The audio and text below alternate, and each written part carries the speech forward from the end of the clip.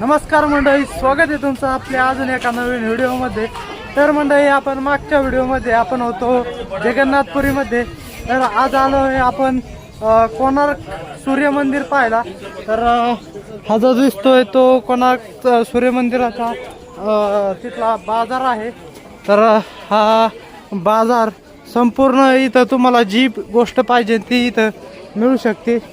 तर अशा प्रकारचा हा बाजार आहे।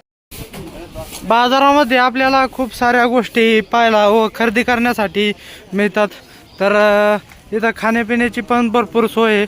काजूंचे मोठे ढिगारे लागलेले आहेत पिशव्यांमध्ये। इथं काजू होलसेल रेटमध्ये मिळतात। तर हे बघू शकता, हे काजू।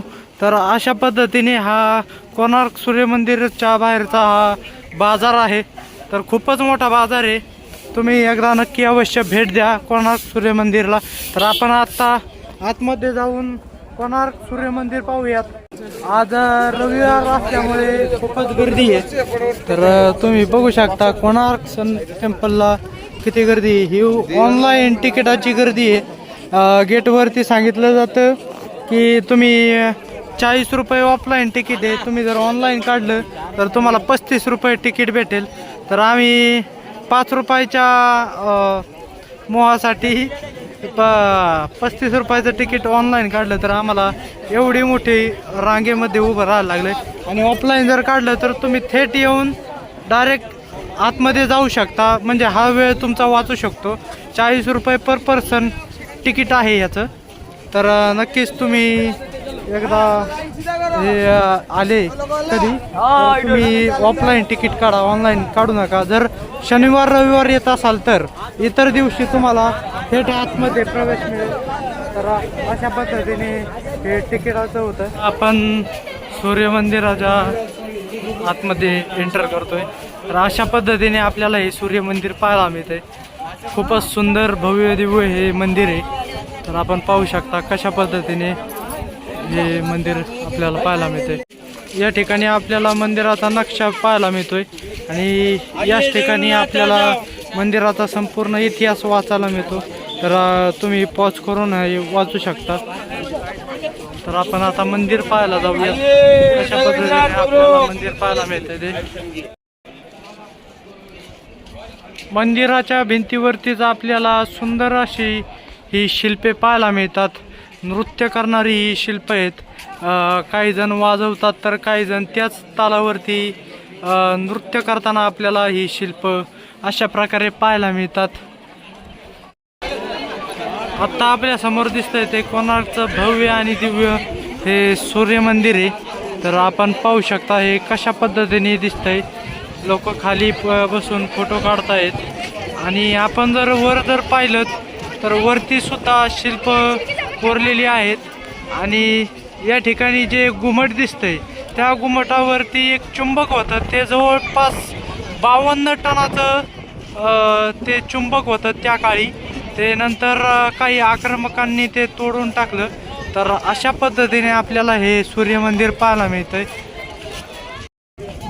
आत्ता माझ्या हाताची 10 रुपयाची नोट दिसते, त्याच्यावरचं हे जे चाक दिसते ते हेच चाक आहे कोणार्क सूर्य मंदिरमधलं। ओडिसामध्ये हे सूर्य मंदिराचं चाक आहे। आपल्या 10 रुपयाच्या नोटवरती हेच चाक आहे। आपण हे चाक पाहू शकता कशा पद्धतीने दिसते। तर अशा पद्धतीने हे चाक आपल्याला पाहायला मिळतंय।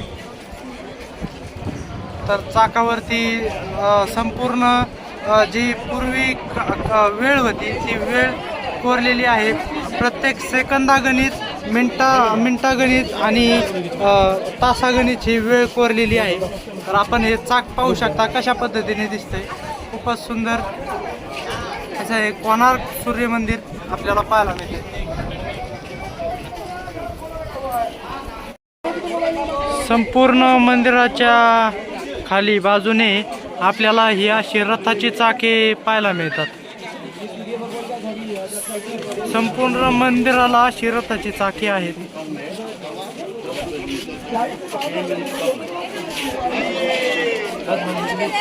आणि भरपूर अशी शिल्प या ठिकाणी या मंदिरामध्ये कोरलेली आहेत।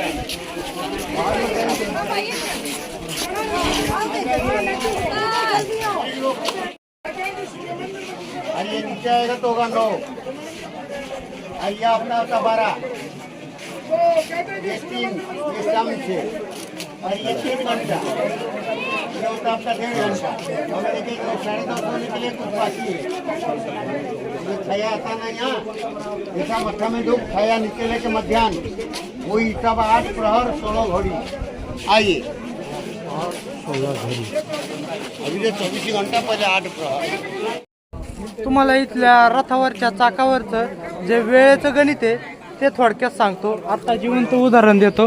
हे जे आपलं आहे ते हे आपलं घड्याळ तर ते अशा पद्धतीचं आत्ता 10 वाजलेले आहेत.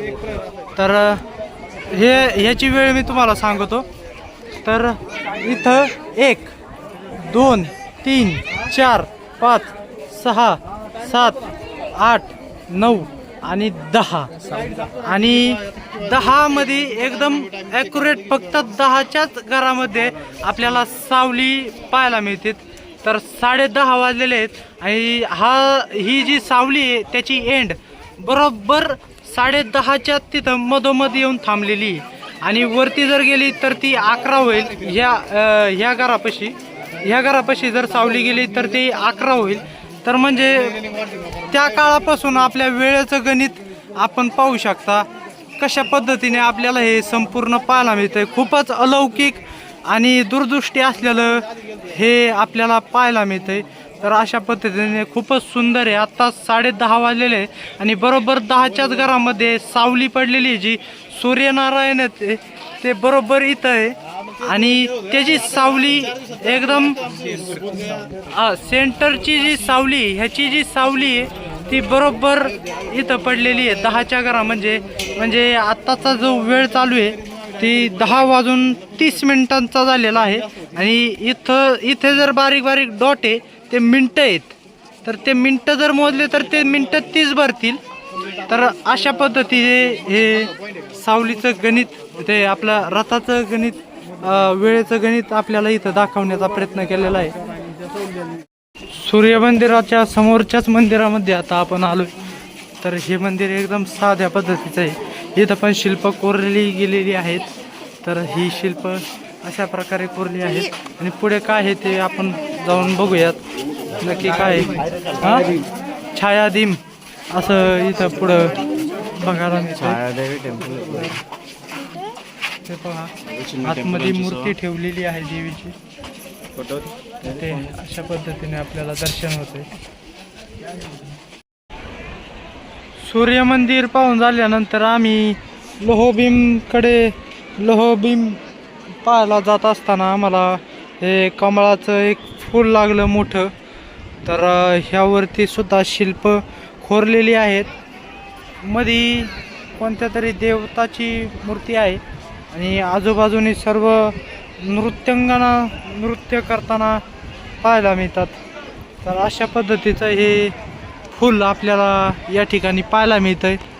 तर हे त्या काळचे लोह आहेत. त्या काळचे म्हणता येईल किंवा आताचे. तर हे तवाचे लोह आहेत. तर आपण पाहू शकता भरपूर मजबूत आणि भरीव हे लोह आहे. तर याच लोहाने तिथलं मंदिर बनवलं गेलेलं आहे. तर खूपच छान असं हे मंदिर आपल्याला पाहायला मिळालं.